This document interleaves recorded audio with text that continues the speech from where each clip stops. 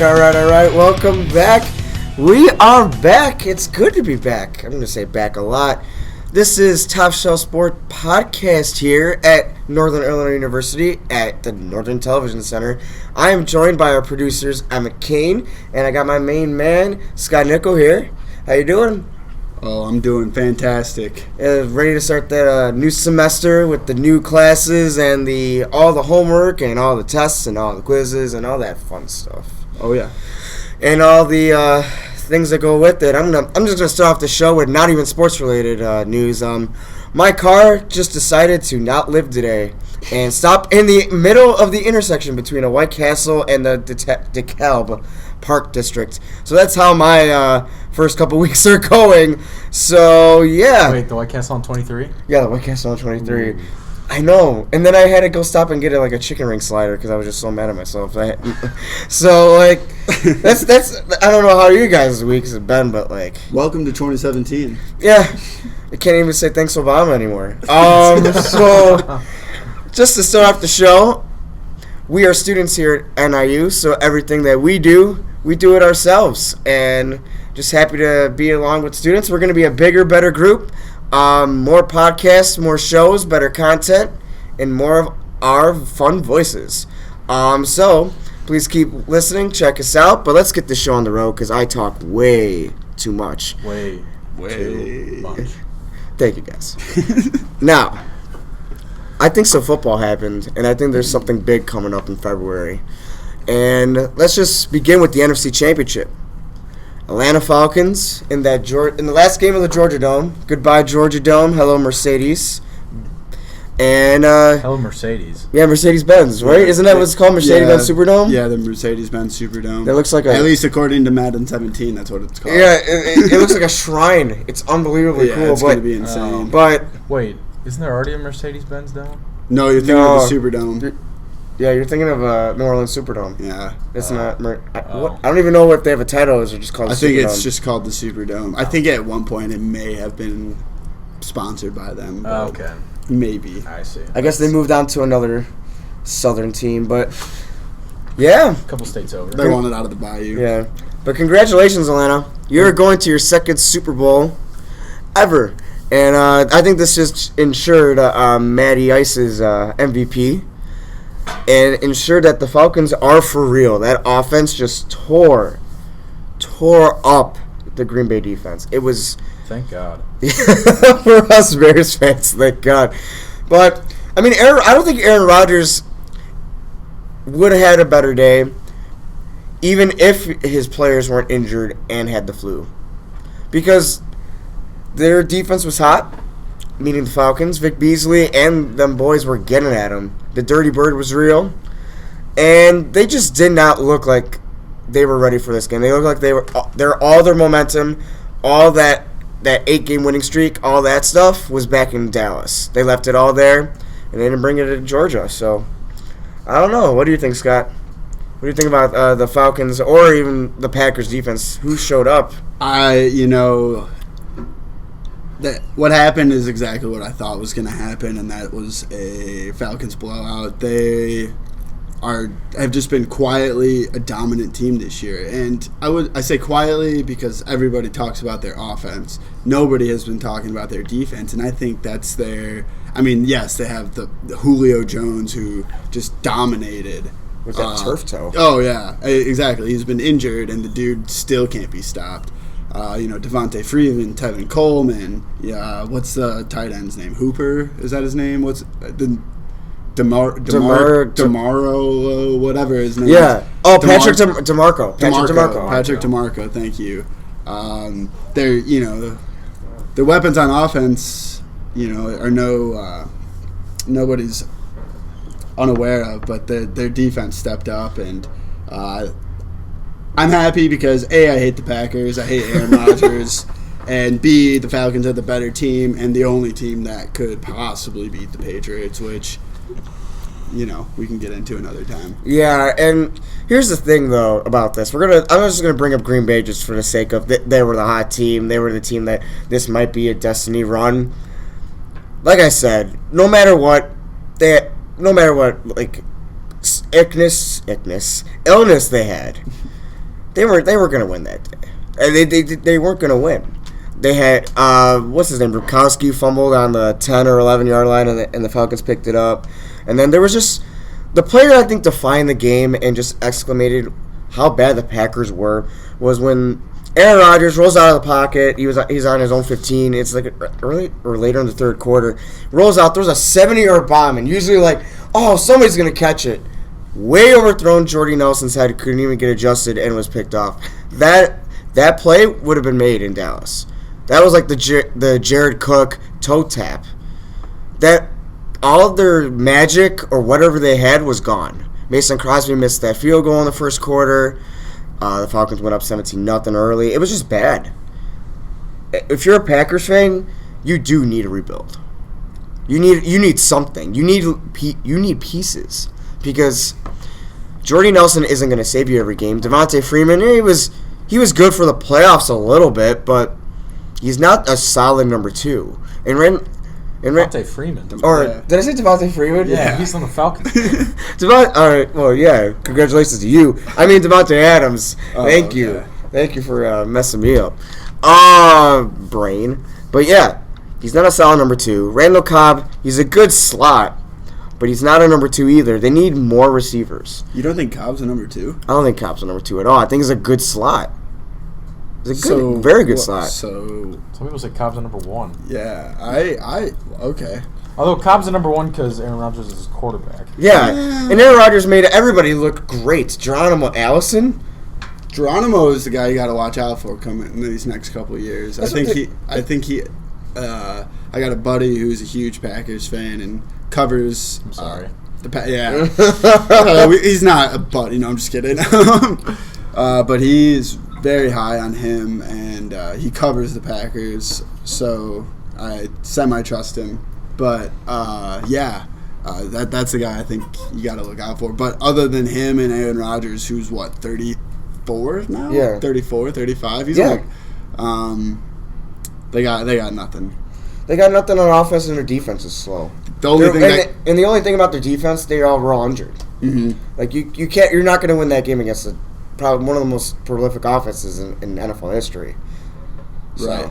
The only thing they have going for them is they play in the NFC North, which is the worst, possibly, the division in football right now. It could be argued that it could be. It could be argued. I mean, the NFC West without Seattle would be also. You're right, but that's without Seattle. The Lions looked awful the second half of the year. You know, my MVP. Matthew Stafford looked like some MVP. Yeah. After he got injured, the Bears are just another hot mess, and then the Vikings, who were my pick going into the season to win the North before, their season derailed. Who knows if Teddy Bridgewater will ever play another game, let alone be effective. Exactly, it's very sad. I was very excited for him. He was one of my favorite. Him and Jameis Winston were probably my 2 favorite young quarterbacks. But yeah, NFC West is probably this. But still, I never count the Packers out. And they seem to always answer the questions through the draft somehow. But do you think they re-signed Jared Cook? I think this was just a fluke. I don't think it's a fluke, but I don't think it's a one and done thing in the playoffs. He had a good playoff, congratulations, but I don't know if you resign him. He's what was he, 34, 35 too. He's on the older side of a tight end, and I would just draft a tight end high, or in the second round because I haven't looked at the draft yet, but there's got to be somebody you could take. I doubt there's any Max Williams in this draft. Max Williams or Hunter Henry's. Hunter Henry's. Well, who's that guy from Alabama who's supposed to be some type? Howard. Howard, yeah. If he's in the second round still, if I'm the Packers, I would take him. I think he's a projected high top first pick, but. Oh, if you're the Packers, you're hoping maybe they even take him in the first round. Who knows? But enough with the Packers. They're done. Yeah, they're done. It's all about the Falcons and that Dirty Bird's back going to Houston. And I just want to ask, do you think this cements Matt Ryan's MVP? Is he the MVP now, or did he give it to that guy up in New England? Yeah, that's a tough question, and they say, well, right, they don't. They say it's like MLB where they don't take the playoffs into consideration for voting, supposedly, like, correct? Yeah. But I think both have, stapled their case. The only thing is Matt Ryan played a full season versus Tom Brady missed the first 4 games because the Fuhrer hates him. The Fuhrer hates him. The R11 Fuhrer. A.K.A. Roger Goodell. Which Not only does he hate him, he hates all of New England. right, Yeah. exactly. Yeah. And I just cannot wait for that sweet, sweet moment when he has to hand that trophy over. Are you picking? Because you can't spell Lombardi Trophy without Tom Brady. God, stop with your golden boy antics. That's so. Truth, Alex. But it is The truth. I know. The He is the alternative GOAT. facts. I'm not saying he Greatest quarterback of all isn't. Not saying he isn't. But okay, so do you think he gets it or no? Do you think he gets the MVP? Matt Ryan, yeah. Emmett? Matt Ryan, yeah. Oops. It would be Tom Brady, but yeah, he Alright. didn't play a full season. Okay. I agree with Scott. Okay. And I'm not even going to talk about Julio because Julio's Julio. We don't need to talk about greatness that much, do we? He is the best wide receiver in the league. He's hands down the best wide receiver in the league. He just tore the pack. I understand their secondary was decimated with injuries and illnesses, but come on now. He just dominated the field, left and right. And he has to just go inside another dome in NRG Stadium. Mm-hmm. And I think he's going to do it again. I think Malcolm Butler is going to have a hard time covering number 11. And with that, let's move on to the other side. AFC Championship, the Antonio Brown video playing in the locker room scandal that, I don't know. I think that's all BS, but Patriots are in the Super Bowl for the how many time in the last, 12, 13 years in this? Their seventh? Their seventh. Time. So they're... Belichick and Brady have been together for 7 Super Bowls. That's most in NFL history And if for not both. for 2 lucky catches or 2 lucky throws by Eli Manning, they would be 6-0. Yeah. Which is unreal. So It is unreal, and this cements Bill Belichick in the Hall of Fame and Tom Brady as the greatest. They are both the greatest at what they are doing, head coach and QB. There's no discussion anymore. You can't have a discussion. Even if Tom Brady doesn't win the MVP, even if he doesn't win the Super Bowl, he's the greatest.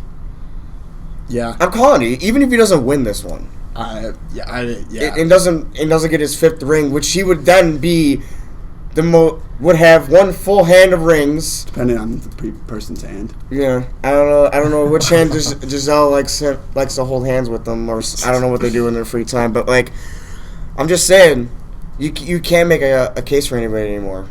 I think he's the best. I don't know what you guys are I thinking. think he's gonna want to be like Michael. You know the picture of Michael when he's got his hand up and all of his rings are up, and then he's got his other hand up with for the other 2.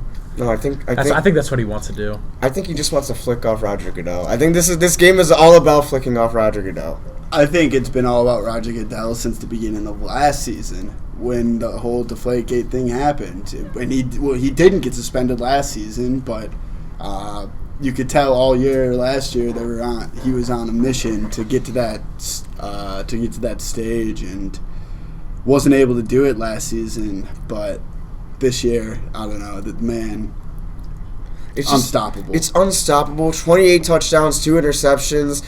You know who he's throwing to? He's not even throwing to Gronk. Chris Hogan. A lacrosse player. A lacrosse player and a slot receiver for Buffalo a year ago. Yeah. Come on. Penn State. That Penn State alum. That Penn State alum. And then he's got Julian Edelman from the MAC. Yeah. Former quarterback at Kent State. It's just unbelievable. Well, Chris Hogan was what, 11 for 180? I think it was... Or something like that, 9 for 180? I think it was 9 for 180, but it was 180 and 2 touchdowns, which set a franchise record. And Gronk's not there. Gronk's not even on the field. He's sitting in the press box with Robert Kraft. Exactly. Are they a better team without Gronk? I was just going to say... That's a question, Scott. Do you think are they a better team without Gronk?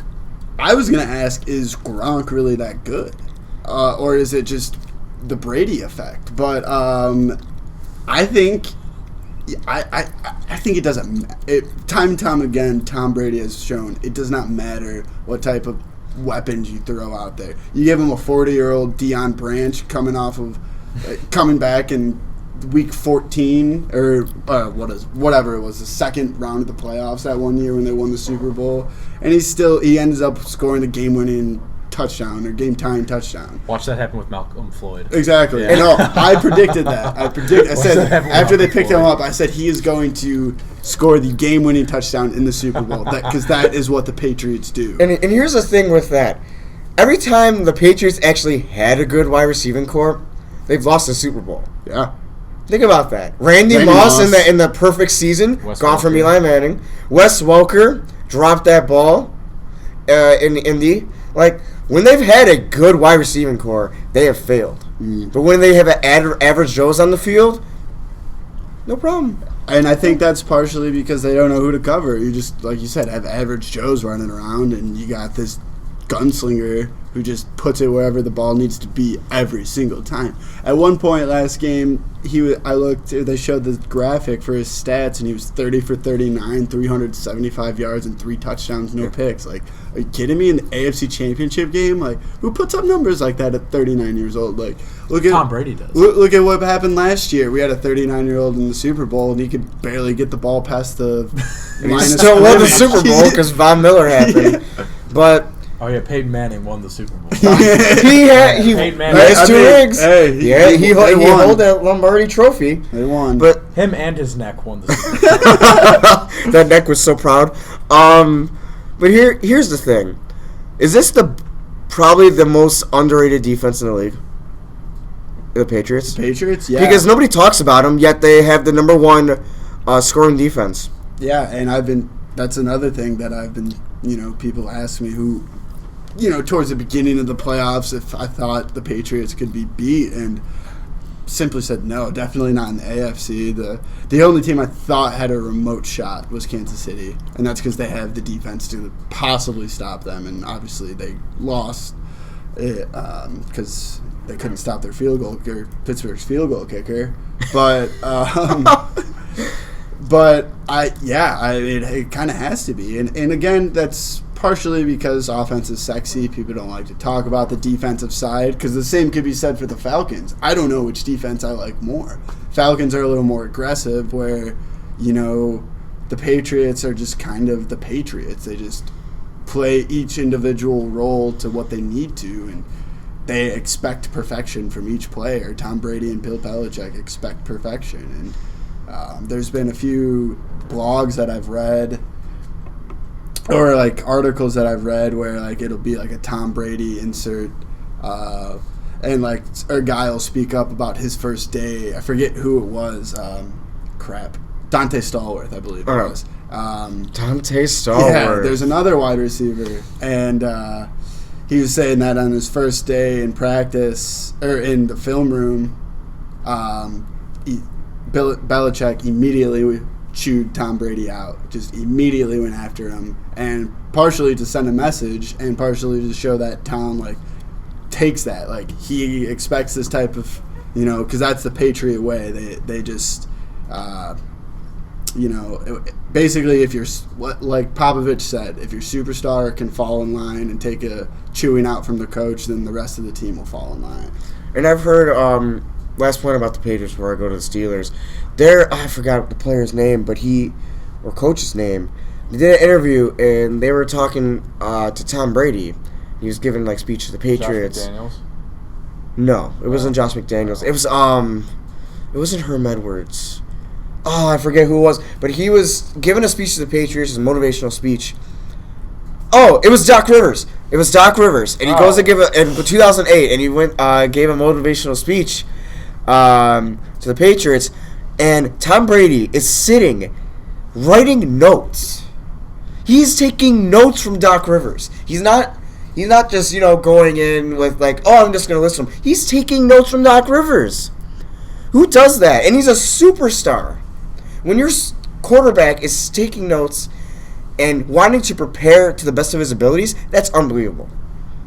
Mm-hmm. And there's nothing but perfection that comes from Belichick and Brady. Yeah. And that's what I was going to say earlier when you were saying that Tom is the greatest quarterback of all time.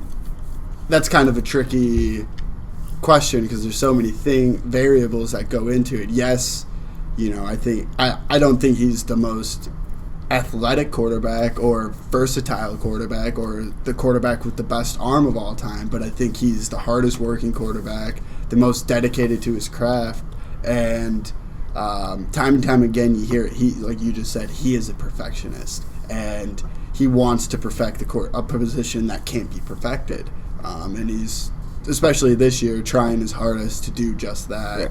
And so, greatest quarterback of all time, tough to say because there's been so many great ones through the years, and the game has transcended so much through the generations. And but I think he is just the hardest working quarterback of all time. Yeah, and like it.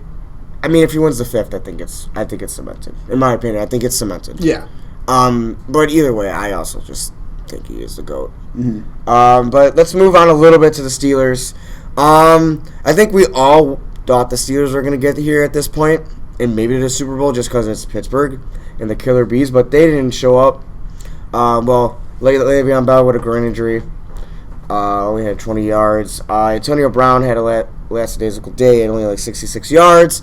Ben Roethlisberger put up numbers, but numbers that don't matter because they number in the win column.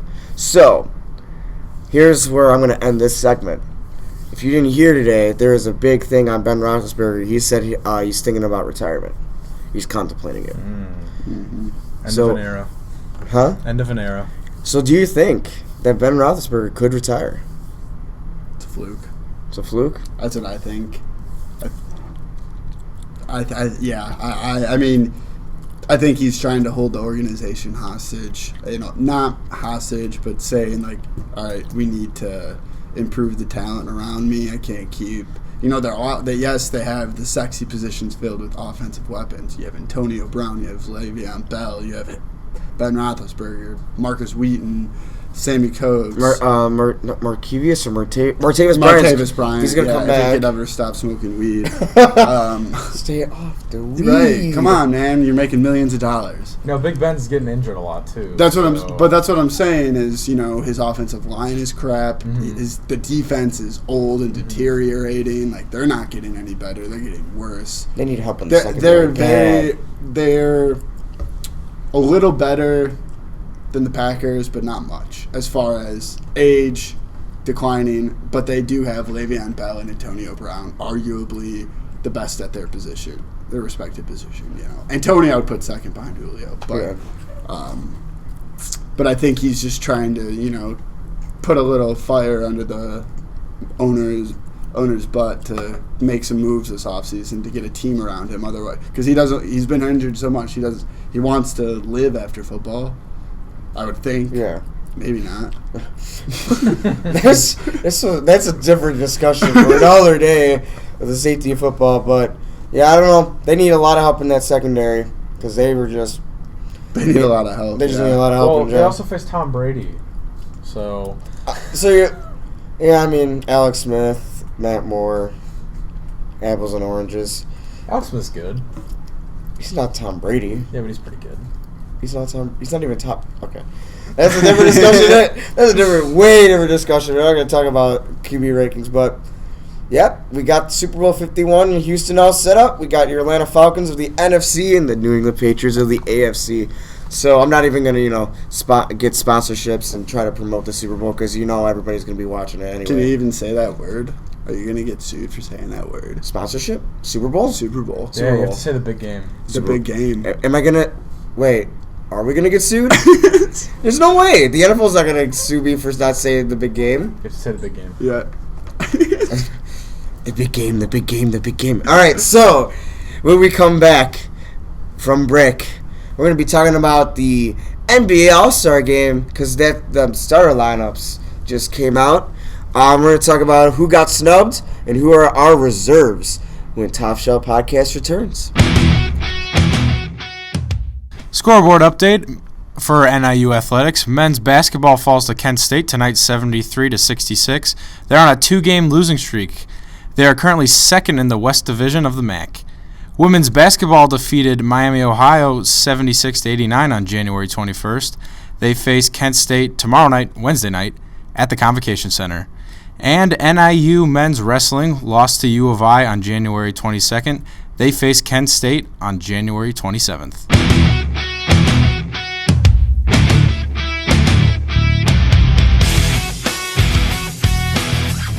All right, everybody, welcome back to Top Shelf Podcast here at Northern Illinois University. I'm Alex Rodriguez and Scott Nicol to my left, and Emmett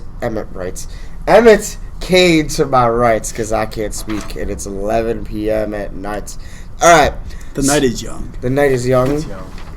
It's probably like 5 o'clock in Tis China. young. It's Sir?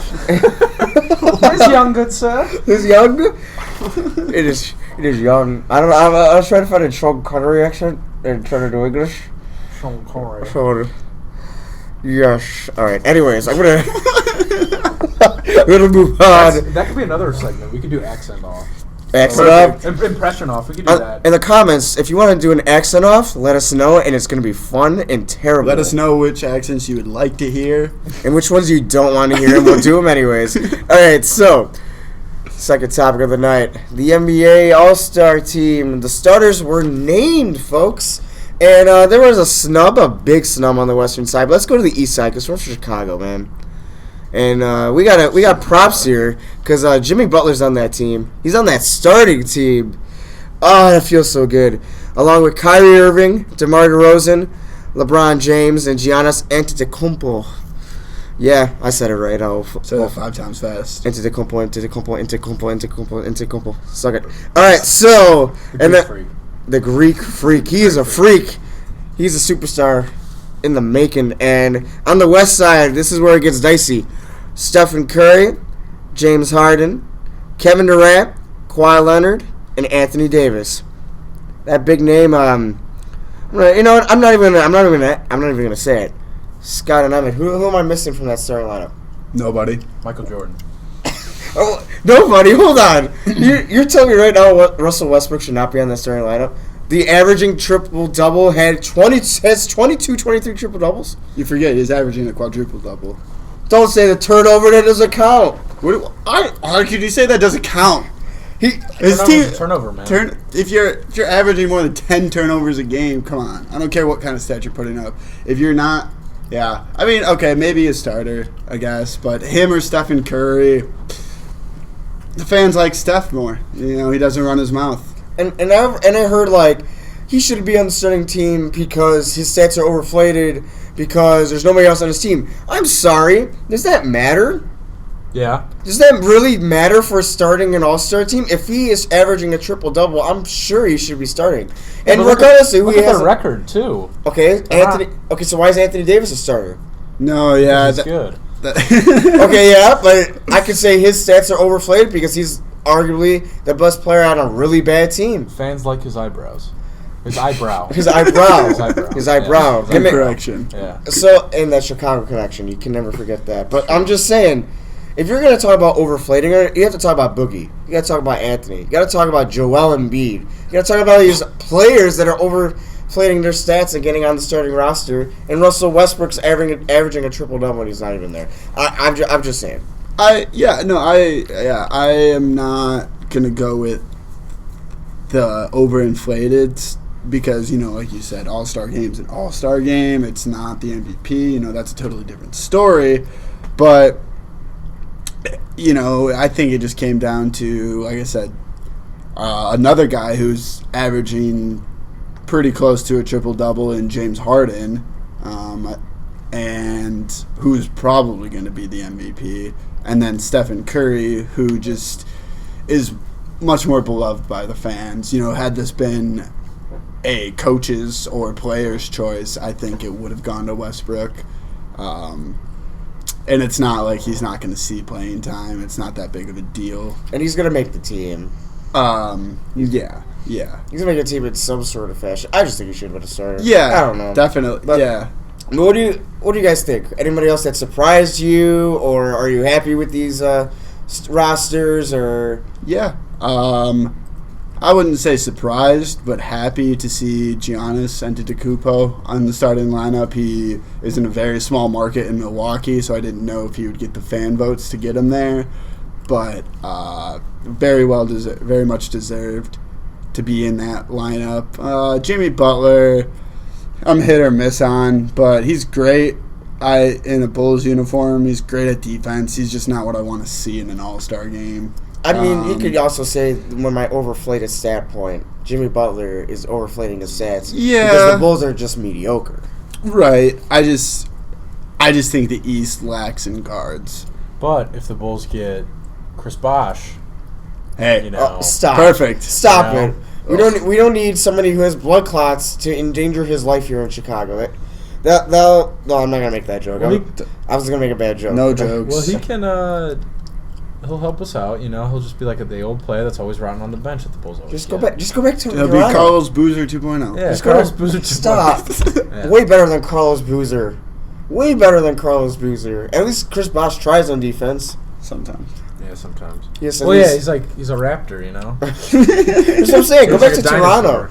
If he really has blood clots and this is dangerous life, just go back to Toronto. Be like a assistant to the GM or assistant in scouting or something.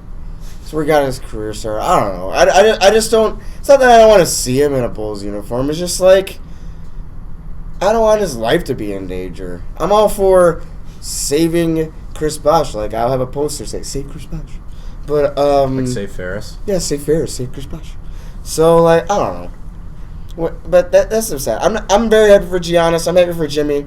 I mean, for at least this season, he deserves it because the East is just mediocre all around, except for Cleveland. But DeMar DeRozan, he's tearing it up this year. So the one thing I'm gonna say though is I like Kyrie. I'm not gonna say. You're only gonna say one thing. I know I talk. I mean, you told me I could be the host. Dang it, I'm gonna be the host. You're the host. But Kyrie Irving, I love the man. Great point guard. But he shouldn't be a starter in the East. Isaiah Thomas should be a starter in the East. With no doubt, he's carrying that team. He's carrying the Boston Celtics right now. What about John Wall? Yeah, even John. I wouldn't even be mad if John Wall started that team. So I don't know. I don't agree with Kyrie. I agree with Kyrie being in the All-Star game, but not in the starting lineup. But let's get back to reserves. So reserves haven't been out yet. But I just want to get your guys' opinions on who you think is going to be in that reserve role for the Eastern and Western conferences. All right, so yeah, for the Eastern Conference here in my backcourt, I have 4 players who I think could make it, and then the 2 who I think will make it. I have Isaiah Thomas, averaging 29 points and 6 assists per game. I think he's a lock to make it, as much as a lock as you can be. Kyle Lowry, John Wall, and Dwayne Wade are my other 3 backcourt guys, and I think John Wall will make it over the other 2. I wouldn't be upset if Kyle Lowry got it over John Wall. I just like John Wall's swag more and like to see him play. He's just fun to watch. Did the John Wall. Yeah, exactly. That was my favorite dance to do when I would make a basket. You know, when I would shoot 30% in between. How many baskets did you make? When we played, I think 2 in between me running to the bathroom to throw up. Basketball's a tough sport. Basketball. Yeah, playing half of a game with full court really got to me. I don't like the way I dribble up and down the court because it gets tiring and I need to use the bathroom. If we're talking about how our games are bad, I don't like how I can't dribble without just looking at the ground. Yeah. Like, I have to see that ball, and I know somebody's open, but I need the ball in my hands for like 2 seconds. I need to be Russell Westbrook. I need the ball, dang it. I don't know, so yeah. I need to look up more, I guess. I don't know. David keeps telling us to look up more. I guess. So, yeah, all right, so that was my backcourt. My front court for the East is going to be Joel Embiid, Paul George, Kevin Love, and Hassan Whiteside. Those are the 4 I think with. And you're probably going to disagree with this one, but Joel Embiid and Kevin Love. And before you jump down my throat about Joel Embiid, okay, I get it. You know, he may not be on the caliber of Paul George or have the numbers of Hassan Whiteside, but, you know, he's averaging 20 points a game, 8 rebounds, 2 assists, And you can't tell me he's not one of the most exciting players in the NBA right now. And if I'm an all-star, if I'm a coach, if I'm now, who gets to decide the reserve? It's the coaches, right? It's the coaches. The coaches, decide. right? But you can't pick for your own team. That's a stupid rule. Right. I'm just saying. Yeah. Unless if you're like the coach of like if you're like Tom Thibodeau, like. Right. And if you want people to watch this game, which I don't know if you do, I don't know if you don't, you're gonna put this kid in the game. Yeah. You're gonna put your young, exciting players. You're not gonna put Paul George. I would honestly rather see Joel Embiid over Kevin Love. I don't want to see Kevin Love pull down a rebound for I don't want to see millionth time. I don't want to see that big three of Cleveland. Exactly. It's so I would love to see Joel Embiid, and then Paul George is Paul George. So I'm gonna go with Embiid and Kevin Love making it in the front court. So for my Western Conference, or do you want to go over your Eastern? No, Conference? go ahead, keep going. Okay, Western Conference, we'll go front court first this time. We got Boogie. And Karl Anthony Towns. I don't really need to go further. Draymond Green is almost averaging a triple-double. I don't like him, so I don't really want to see him in, even though he's a Michigan State guy. And he annoys me. Rudy Gobert as well. I don't know if many people outside of the state of Utah really know who Rudy Gobert is.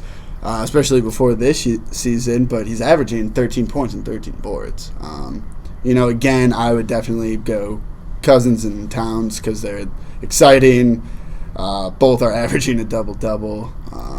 28 points for Cousins, 22.5 for Towns. And then, so for the backcourt, I mean, do I even need to say his name?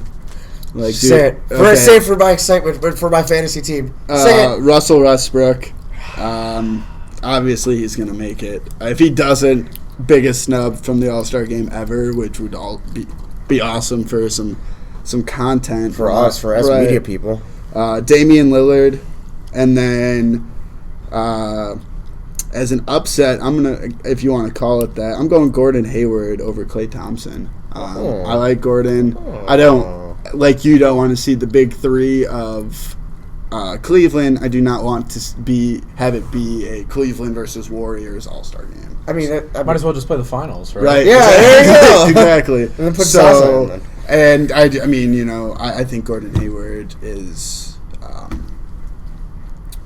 just a little bit better than Klay Thompson. Maybe not overall on both ends. I think Klay Thompson's a better defender, but there is no defense played in the All-Star game. Therefore, it is not counted in. It's not factored in. First to 200 wins. Exactly. That's what it is. First to 200 Well, wins. it's like, okay, let's play 3.5 quarters of pickup basketball and then play half of a quarter of meaningful game if it's close, because we're competitive and want to win. But so yeah, those are my guys who I have. So again, the guys who I have: backcourt, Isaiah Thomas, John Wall. That's for the Eastern. Front court, Kevin Love and Joel Embiid. And my big guy is Embiid. I want him in. He is trusting the process, and we need to trust the process too. They are making the 76ers relevant again. Him alone is, even if for nothing else other than his Instagram posts, they are pretty lit, guys. He is hands down the best social media athlete that I know right now. His tweets, his Instagram posts, fire every single time. Don't tell that to Antonio Brown. Well, he got paid. He got paid to do that. He got paid by Facebook to live stream that. So I don't even kid. That doesn't even count. He's doing it for the money, not because he thinks he's hilarious. And then Western Conference, I have DeMarcus Cousins, Karl Anthony Towns, and then Westbrook, Lillard, and Hayward.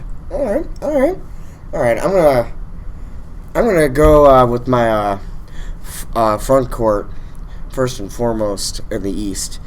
I agree with you. I want that process in, man. I want to trust the process, and I want him to dunk on Boogie so hard that Boogie just has nightmares.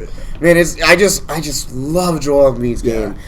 He could play a big man stretch. He could shoot the three, which is crazy in his size. He's a great defender too, and with the minute restriction he has, and he's putting up points, 20 points per game. Are you kidding me? Right. They're not even starting him. Aren't they starting him only 15 to 20 minutes a game? Mm-hmm. It's insane. Yeah. He is for real, folks. And Philadelphia, city of brotherly love. you're getting some good brothers in there when Ben Simmons comes back, and it's going to be unbelievable. So, Joel Embiid, there you go.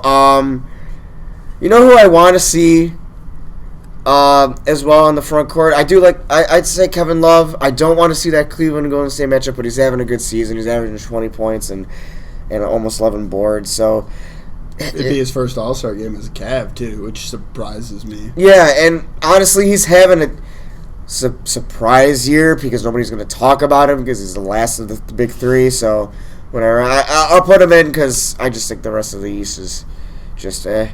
And then obviously the backcourt, it's Isaiah and John. Isaiah Thomas is unbelievable. He's averaging 32. It's just he's carrying Boston. And John Wall is John Wall. You got to do the John Wall, and Washington's gonna love it until he leaves for Miami or somewhere nicer. I'm just saying, I would not want to be in Washington if I was him. And then you know what, I'm gonna put Paul George in there. I'm just gonna put it right now. Our friend T.J. Hopkins, he sometimes comes in and helps with Top Shelf. I want to make fun of his list for a second. He's on the Triangle, by the way. He's on the Triangle as well. Check out the Triangle. I'm going to promote them for a little bit because I can. So, here's the thing. Why? He has Derrick Rose and Carmelo Anthony on that list. As he should. What? He should. No, Derrick Rose at least. Oh, come on, stop. Don't Derrick Rose on the All-Star team? He is carrying the Knicks right now. Oh, he's not. Carrying the Knicks right now to the lottery. He's the Knicks, man. He's the to Knicks the right hospital. now. Then, stop. Melo? Stop. He's making. I'll Melo give a case look for Melo, very but not Melo. Derrick Rose. Neither of those guys even want to play for that team. Oh. Derrick Rose left the team without even talking to, talking to anybody. He didn't even go to Phil Jackson. He was just like, no, I'm going to go back to Chicago. Which is why he deserves an All-Star. Call Phil Jackson. That's all you have to do. All right. Right. And then, I don't know how many people I picked already, but I'm going to say it. Dwight Howard should be in that game. Yeah. He's averaging 12 and 12. He's having a good season. Quite a good season because he's in Atlanta. I think he's over Hassan Whiteside, though, who's averaging 17 and 14. But the Miami Heat are like dead last in the. If you're gonna give, you're gonna a huge block on Steph Curry last night. Did you see that? 2 blocks per game too. Yeah. So I mean those. But Dwight Howard's averaging like 4 blocks per game. Your point. Yeah, Dwight Howard. He's having a quietly good season. It's just because he's in Atlanta and everybody caring about the Falcons right now. So I don't know. That's just me. That's my Eastern Conference reserves. And going to the Western Conference, I'm not even going to say his name. Russell Westbrook, done, said, done. Yeah. DeMarcus Cousins, you got to put Boogie in. I don't know why he wasn't a starter, but you got to put Boogie in. Because the world hates Boogie. Boogie versus the world. Or he's just a jackrabbit. Is he even going to stay in Sacramento? Didn't he just sign a huge contract with them? I wouldn't want to stay in Sacramento. There's nothing going on there. They're going to move to like Canada or something. Trade him away. Yeah. I trade him to the Bulls. Man, the Bulls better take him and then give him. And then Dwayne Wade would be like, "Shut up and play the game, or I'm gonna slap you I don't silly." have the pieces to give up. Dwayne Wade will not be in a Bulls uniform next season. Don't say Hot that. take. He won't. Hot take. Don't say that. Fresh off the press. Hot take. Fresh off the press. Get your hot takes. God damn it. Hot take. Man, I'm hungry now. I want some hot cakes. Let's go to McDonald's. All right, so and then moving up to keep going with the front court. Quietly. You're not even going to think about this. I do like Karl Anthony Towns, but quietly, Marc Gasol's having a good season. Mm-hmm. And Memphis is also in the Western Conference playoffs right now, man. So, I'm going to put Marc Gasol in there. He's having a good season, almost averaging 20 points, 6 boards. Not bad, not bad. Then we'll go for my backcourt, y'all. Mike Conley. I'm going to give him some Memphis more love. Some the Ohio State love. He's having a great season. Man, I don't want to say Klay Thompson but I just think he's gonna get in. I just think he's gonna get in. The coaches. Over Damian Lillard.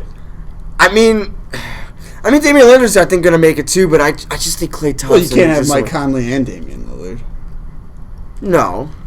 So I mean, one of them's gonna get out. I just think Klay Thompson's gonna get over Damian Lillard. Because of his name, or do you think of his talent? Do you think he's deserving? I don't think he's really deserving this year, but I think of his name, he's going to get him. Yeah. Steve Kerr's gonna get him his. Okay. He's gonna somehow. You can't vote for your players. But Yeah, I don't disagree with your Conley. It was between him and Hayward as my last one, and same with Casal. But from a center standpoint, like if you're a center, you got to be averaging 8, 9, 10 boards a game, in my opinion. They have but they have a good rebounding team. That's why he's probably not averaging more. They got Tony Allen. You can get the board. Even old man Vince Carter can grab boards. I don't know. Quietly, Memphis is in the playoffs where they shouldn't be. Right. No, yeah, I'm not disputing that. I just think DeMarcus and Mr. Cat. Oh no, I said Cat. I said no, I know you said Cat. I know you. But gotta put the Cat in. Yeah. I do not want to see Klay Thompson in there, even though I'd rather see him than Russell Westbrook, because I think Klay Thompson's better, and I think I just hate Russell Westbrook. Yeah. And I think I forgot one more big man. Before we go to break, I forgot one more big man. I'll just give it to Draymond, because Draymond's, I guess, another name. And then we're going to have that Cleveland Golden State All-Star game, and then it's going to be dumb. I might as well put Zaza in. I'm going to put Zaza in, too. I'm going to get a fan voted. Zaza Pachulia. Zaza smash. Zaza Pachulia. Yeah. No. Yeah, we're gonna soccer this thing up. All right, so we go on a break. We're gonna talk some baseball. Kind of sad news happened over the weekend. If you didn't hear, Giordano Ventura passed away. So we'll take more on that when we come back. Top Shelf Podcast continues.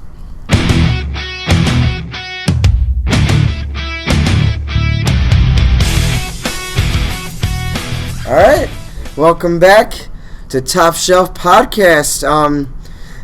It's gonna be a sad moment. I last semester, Jose Fernandez passed away, and in the baseball community, we lost another. I say we because I'm a huge baseball fan. Giordano Ventura from the Kansas City Royals, the 2015 World Series champion Kansas City Royals, passed away this weekend in the Dominican Republic from a car accident. Some are betting that it's alcohol-induced. And the worst part of this is I kept reading about it, and the people who got in the accident, the people who hit him, took his World Series ring. Mm-hmm. Left him there to die and took his World Series ring. Who does that? Sometimes humanity questions me a lot. It baffled me. And I understand. You see that World Series ring, you're like, I just hit him down. You're down. You want to help that man. You don't leave him there to die. He's a human being, not just an athlete. He's not just playing a sport and making this money to come back to his home country. And I know freak accidents happen, but then you leave him to die and take something that was precious to him. That is inexcusable. That is disgusting. And whoever, I don't even know who did it. I don't know if they found the people who did it. They probably aren't going to. But they should feel like the worst people in the world. Yeah. Maybe it's because part of me doesn't want to believe this story for the sake of humanity, as you kind of pointed at. But something just doesn't sound right about that story. How did this reporter get wind of it? How would he know that this ring got taken and people left him? Now, if Ventura didn't have his ring and always wore it, I haven't read the full extent of the story. The only story that I came across was the official report, and that was from a Dominican reporter, and I cannot speak Spanish like that or read Spanish, so I wasn't able to read it, but I agree. Just a very, very sad day, and especially like you said, this guy, they left him there to die. And not only that, I mean, these baseball players who leave the Central Americas, Venezuela, Cuba, Dominican Republic, all of these places, and they come back, they're looked at as like gods there. So that's even that just kind of adds another layer to it. And I'm not saying that we don't idolize our athletes here, but it's totally different in these, something that I can't explain because I've never experienced it myself. But I really noticed it with the passing of Jose Fernandez. It didn't just it didn't affect just the organization. I mean, it infected the entire nation of Cuba. He personified what it meant to be a Cuban and seeking freedom. And I think I partially, after reading a little bit up on MLB's policies and what they do for these players, it's my stance has changed a little bit, but I partially blame the MLB here. They're taking these kids, these international players, as you call them, as they're called in the pool, whatever, at 16, 17, 18 years old, when I was 16, I was an idiot. And they're giving them, Ventura signed, I think I read, for $28,000 when he was 16. And then, he recently just signed, I believe, like a 3-year contract extension, making him significantly more wealthy than that. I think it's like $28 million. Yeah, I think it was maybe it was like 5 years, 20 million, something like that. But, I don't think the MLB does a good enough job in helping these players prepare for that financial lifestyle. And that it, and I get it, how much of a responsibility, do they owe to the players, but at the same time, like I said, they're taking these kids when they're just adolescents, when they're teenagers. They need to teach them life values. They need, again, I don't know firsthand, but every story I read, every single one of these kids comes to America for a better life. They don't come here because, they think it's going to be fun. Jose Fernandez attempted 4 times to get here before he finally got here. And so you think he didn't want to be here? You think he wasn't trying to better himself? I just think they come from very impoverished countries. They don't understand what it means to have money. So they go back in the off season. And I'm not saying the MLB should control what the players do, because that's why they came here in the first place, to seek freedom. But I think they should better equip these players with handling this fame and fortune, primarily the fortune. And, they do, I read in a Jason Stark column that every January, sports gathers its brightest prospects for annual rookie career development. And every year that every locker room brings in reps and goes over how to be a professional, and it says part of the program involves inserting players into improvises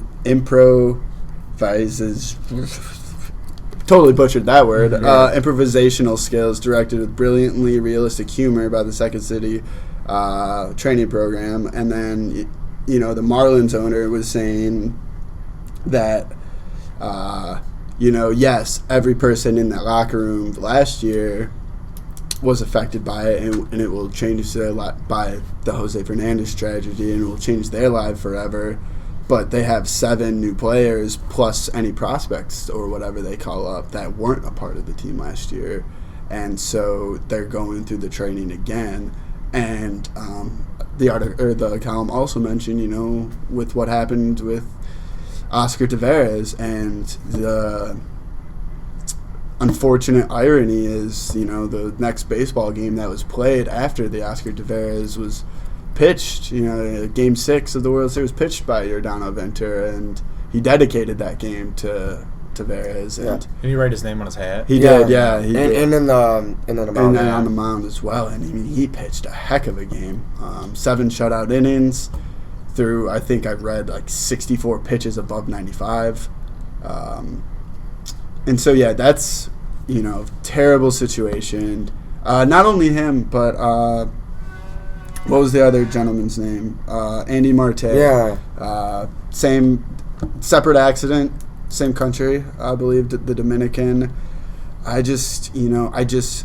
These tragedies keep occurring, and there's no way you can prevent players from doing what they want to do. You can't restrict their freedom. You can't infringe on. You can't tell them how to spend their money that you're giving them. But you can help better prepare them for life once they receive this money. And that has happened in the we've seen it with, if you guys remember when Starlin Castro first came here, the Cubs made during the season the Cubs made him live with Alfonso Soriano because Alfonso Soriano was the veteran of the team. He was the leader of the clubhouse at the time. The Cubs wanted him to learn from Soriano, but I think over the off seasons and stuff, he would go back to his. I think, is he from the Dominican Republic? Venezuela or Dominican, yeah. Yeah. Well, he went back to his home, and then there was those assault allegations, right? Yeah. So with the Yankees, though, right? Or no, the Cubs? That was when right after his rookie year. Yeah. I remember. Yeah, it was at a nightclub or something like that. Right. If I remember correctly. But then randomly, a year later, we find out Starlin Castro just had a son. We didn't know he had a wife. We didn't know he had a girlfriend. That's just that's another situation. How the MLB needs to look at their players more during the off season. Mm-hmm. Yeah, because they look at them all the time. Like they're on their butt during the season. Obviously, for that reason right there, how they made Castro live with Soriano. So, and I'll if you want to, I'll just one quick thing. No, go ahead. I kind of brought it up. Is just how do you infringe upon the one thing they sought after, which is freedom. That's true, actually. That I'm not saying that's their only motivation to come to America. They could have family here. I don't, obviously know the circumstances, but overall, you can't tell players how to live their lives. You can only try to teach them how to spend that money, and whether that's getting life coaches for players. And I'm not saying this is solely international players, but you kind of can see a pattern developing here with these international players who weren't used to having any type of money and all of a sudden are millionaires here. Yeah. Who knows what that's like going back to their country where, probably $100,000 is rich. Mm-hmm. So I just hope that MLB does something to better prepare these players for these financials. Obligations. To go off what you're saying, and before we go on our last topic, I went to Boston last spring to Fenway Park for the first time. It's gorgeous, it's beautiful, but the one thing that touched me, it was the Rockies versus the Red Sox, obviously, and there was a man sitting behind me. He wasn't just a Red Sox fan. He was wearing a Venezuelan jersey, and every single time Carlos Gonzalez and David Ortiz came up to the plate, it didn't even matter. I mean, because David Ortiz is Dominican Republic. Mm-hmm. He would cheer in Spanish. It was beautiful. Mm-hmm. That is a mentality. These players come to this country, like you said, for freedom, to make a better life for their families, for themselves. But they are idolized as gods, and I agree. They are idolized as these super beings, these superhuman beings, like what we see in a Marvel and DC movie. And it's so heartbreaking to see stuff like this. I don't want to live in an era where every single year I'm going to have to read about the next Donald Ventura passing away in Venezuela or Dominican Republic, because that's what it seems like. Mm-hmm. We got out of the steroid era, and now it's just the young Latin superstars just passing away. It's terrible. Yeah. And the things they have to fight for to get here. It is hard. I imagine it is hard to get here, to get your freedom, to get to this country, and to get your life shortened. I mean, I understand there's a whole thing on Jose Fernandez. There may be drugs involved, and there might be alcohol involved. But get these kids help. Get these kids guidance. That's why you have coaches. That's why you have players. That's why you have veterans in these leagues to teach them to be better people, to make their money, to be something better than the sport of baseball. That's what you have to do now. You have to teach them. Mm-hmm. You have to guide them, and that's how you're going to get the sport better. That's how you're going to get all these deaths, all these tragedies. They're going to be gone because you taught them to be better people. Right. And because they got their freedom, they got their money. Teach them to be better, and that's how this is going to be. If you want to be better baseball, not only are the Cubs going to be winning another World Series, you got to teach these kids how to be better human beings. Yeah. And that goes for us as the United States of America. That goes us in the whole world to be a better human being. And that's why we live in this world. That's my take. Rest in peace, Giordano. Rest in peace. Oh man, I'm blanking his name again. You just said it. I'm so sorry. Diaz. Marte. Andy Marte. I always want to say Andy Marte. I God bless them. They had Giordano's funeral today in the Dominican Republic. Eric Hosmer. There was a picture of Eric Hosmer, Salvador Perez. They were there. My wishes go out to the Kansas City Royals, the Ventura family. This is a tragic day, and to the Marte family as well, and the Arizona Diamondbacks organization as well. My thoughts and prayers go out to the Ventura and Marte family. I really know what you're feeling. I kind of just went through the same thing just recently. It sucks. But you guys, you'll get through it. Things will just get better. Yeah. Always believe in something, and pray for something. So to keep this, to get out of this funk, I like to do a segment called Entertainment News here. Cause let's go for a quick break real quick. Let's go to a quick break. Yeah. We're gonna get a quick break and.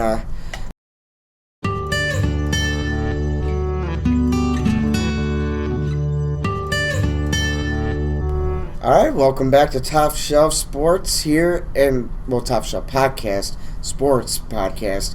God, it's late. Here at NIU, Northern Illinois University, we're back for one more segment, one more time, and let's start with entertainment news. So, yeah, you know what came out today, guys? I don't know if you even watched half of the movies on the list or know any of the actors, but the Oscars nominations came out. And I'm a man of movies. I love me some movies. So let's just get this list rolling.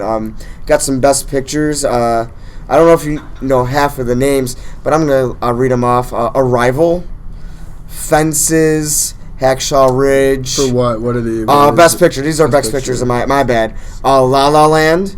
That's with Emma Stone, and that's the musical with Emma Stone and Ryan Gosling. It's I guess it's like the next Titanic or something. I've heard. I've actually wanted to see that one. Yeah, I did too. And I'm not a music. I mean, yeah, I'm a musical guy. I'm gonna go see Hamilton. I was in. Are you really? Yeah, my fiance got me tickets. Oh my god, how much did you spend on those? I'm not gonna ask her. Yeah, I'm just grateful for her. Yeah. Wow. What a great fiance. Yeah, like Wayne Brady. Oh, it's gonna be great. What's your fiance's name? Clarissa. Props to Clarissa. That is an A+ gift. Boom. Boom. Winning. I am winning, It's but gonna be huge. Huge. Can we have like a button that has huge? It's gonna be huge. Huge. We'll look into that. Go look at it. That's the technology. Yeah, La La Land had like 14 nominations, and then Moonlight. I forget who's in that movie. There's some big name in that movie. Best actors, we got Andrew Garfield, Ryan Gosling, Viggo Mortensen, Denzel Washington, and Casey Affleck. This is Andrew Garfield's first nomination for Best Actor. I saw that. And what I've heard is just it's going to Casey Affleck. That's all I've heard. Really? Yeah. For Manchester by the Sea? Yeah, I've heard that's just a phenomenal movie. All right. I have my sources. I haven't seen it yet, so. You have your here. Emmett has his sources for movies. I want to hear this source. Yeah, it's called Mike Greenberg. Mike and Mike. Oh God! Not credible at all. Literally turned on Mike and Mike today. They're talking about the Oscars for like a half hour. I mean, so we gotta give our Oscar segment. Yeah, right. All right. So Best Actress: Isabelle Huppert for Ellie. I don't know what that movie is. Ruth Negga for or Nega. I don't know like how that gets spelled. I'm gonna say Nega. Movie Loving. Natalie Portman for Jackie. I think it's about Jackie Kennedy. Woo. Emma Stone for La La Land, and Man, Meryl Streep, isn't this like our 100th? Oh. Who cares? Does anyone even actually like Meryl Streep anymore? I mean, Donald Trump does it. I mean, ever since her Donald Trump speech, I mean, I think that was the only way she gained relevance again. Like, yeah, No, she's that's in. not true. I know she's in great movies, but like, I just feel like I'm. No, you know, every year she's in an okay movie. Like ever since the last time she won, every year she's been in an okay movie, and she just gets nominated for it, but she never wins. Right. Well, it's So because it's Meryl Streep. Yeah, She's always that's in the only these. reason why. She can play Yeah. these like gut wrenching Yeah, roles, exactly. which I guess is like what you need to do. But I feel like she's like the Daniel Day-Lewis. No. Like, you know Daniel Day-Lewis, right? He was in Last of the Mohicans. He does like every movie, and he's a great actor, but like every role, is he like Nicolas Cage? Or, Oh, no. The bees! I don't know. we have but- to steal the Declaration of Independence. No, Leonardo. Or okay, better example, Leonardo DiCaprio. Good actor, but my God, every role he plays in every year, he's just gonna get nominated. Well, do not compare Leo to Meryl Streep. People do all the time. Yeah, this is the thing, man. I know, but it shouldn't be. Okay, so we got a big Leo fan to my left. But Oh, also, okay, what's the last bad Leo movie? That Great Gatsby. was a great movie. That was a bad movie. that wasn't bad. That was a bad movie. No, it To his standards? Yeah, it was. I mean, it didn't win him an Oscar, but then again, only one movie has, and it probably is not even his best role. It's just because it was the grittiest. Well, role. it's because he ate a heart, or was it a kidney? Liver? He ate a real liver. Like, when in the Yeah. movie, that was a literal liver. Okay, or so- kidney. okay, And so he hit inside a dead horse. too. Yeah. Okay, No, so yeah. it's a bear, horse. No, he hit inside a dead horse. Yeah, that. So did Luke Skywalker, and we don't give Mark Hamill. That's a Don for crying out loud. Okay, so are we gonna just give Oscars to people that like eat stuff or do something weird on set? Well, isn't so might that- as well just give Jared Leto an Oscar for the Joker this year for being a weirdo and Well- giving weird gifts. Isn't it? I mean, I don't really know what the definition of what criteria they look for, Well- but I mean, getting into the role, committing to the role, Yeah. I believe has to be some type of. Like Leonardo DiCaprio in Django Unchained. Oh my If God. you've seen that That's a that good one movie. that one scene with him where he's cut that skull open, Yeah. and he smashed it on the table, and he had to wrap his hand around in the middle of the scene, and they just rolled with it. He actually cut his hand. That wasn't makeup. Yeah. So that and I can't believe that role didn't get him the Oscar. No, I know that. I mean, And that would have been supporting, but still. right. That was an amazing, and I think part of him didn't want it because it was a supporting run. That could be it too. Yeah, could definitely be it like too. why would you want to win an Oscar Uh-huh. for you're not the best actor? Oh, we're Right. gonna remember you for best supporting. But I actor. mean, for what was his name? I mean, he was the owner of Candyland, and but I mean that was Django is just one of my favorite movies. I of love- all I love time. Quentin One of the most Tarantino. gruesome movies I've ever watched, but one of my favorite movies yeah, of all Quentin. time. We can even do a segment on Quentin Tarantino movies because That's true. top 10 Quentin Tarantino. Every movie is good. All right, so I'm not gonna do best supporting actress, but I know Octavia Spencer. She's big. She probably is gonna be the winner. That's what I've heard. I'm gonna go for best animated movie because I'm a kid at heart. I know 2 Disney movies: Moana, Zootopia, Kubo and the Two What was the Strings. first one? Moana, the one with I thought you The said Rock. I thought you said Mulan. Yeah, I thought you said Mulan. No, I said Moana. It's like they Okay. came out with Moana, a new okay. Mulan. Moana. Oh, also Moana. It's a remake of Lord of the Rings. No, it's not. That's what I've heard. Look at it. No, that's what I've Look heard. at it. It's a remake of Lord of the Rings. Moana is? That's what I've heard. It's I've heard it's an alternate take on Lord of the Rings. yeah. It's not even close to Lord of the Rings. It's a Middle Earth, and then like You guys are overlooking the 2 best Yeah. movies, and I don't know. I don't think it's nominated here. what? Sing. Did you see Sing? Did you see Sing? Yes, I saw Sing, but when did that come With out? Anthony McConaughey as a little like mouse thing. it was. It's a no, it's Seth co-op. MacFarlane. Seth MacFarlane was the mouse. No, Seth MacFarlane was. Oh the yeah. mouse, Okay, I heard about this. Isn't that good? I mean, it wasn't Frozen good, but it was like the Aristocats good. Did you see Zootopia? That's Yes. a great. The social Overrated. commentary. The social commentary on racism and how to live in a social society. Yes, the underlying values of the Yeah. movie, good, great, whatever. That's not what I look for in those types of movies. I look to That's laugh. I look for comedy, and I look for how good the jokes are and how much it can make me laugh. And finally, laugh. And finally. It finally laughed. I only laughed. That's what an anime movie. It's supposed to be cute, cuddly, and you're supposed to make you laugh. No, Finding Dory. Okay, Finding Dory was good, but it's not Oscar worthy. You're right. What else was like? Since I'm a Marvel guy and DC guy, and I just like all that fun stuff, I'm gonna do best visual effects. Deepwater Horizon. It's a movie with Mark Wahlberg and I think the GM. The GP. How about Star Wars Rogue One? Yeah, great movie. That was my favorite. It's not the best Star Wars movie, but my favorite Star Wars movie. Most I agree. BA Darth Vader scene. What he's? Wait. Can we spoil that though? Can we spoil it? Spoiler it. Spoiler alert. Spoiler alert. All right, when he's mauling down the Rebel Alliance, like before he gets on the ship, it was amazing. That's the Darth Vader we wanted to see in the 70s. That's like that's video game Darth Vader, and then we actually finally saw it. Right. It was awesome for like 5 minutes. And now everyone's so pumped for the next one. Yeah. For The Last Jedi. The Last Jedi, which we could have an entire segment on that name in itself. Ooh. Because it's plural and singular, folks. It can mean two things. All right. Anyways, Jungle Book's there. Doctor Strange visual effects. All right. I'm telling you to get shut up. I'm getting told to shut up. So this has been Top Shelf Podcast. Thanks for all listening in, and we'll see you on Thursday. We're doing 2 a week now. So listen in on Thursday for our debate, Top Shelf Podcast. Stick around, guys. And as always, go Huskies.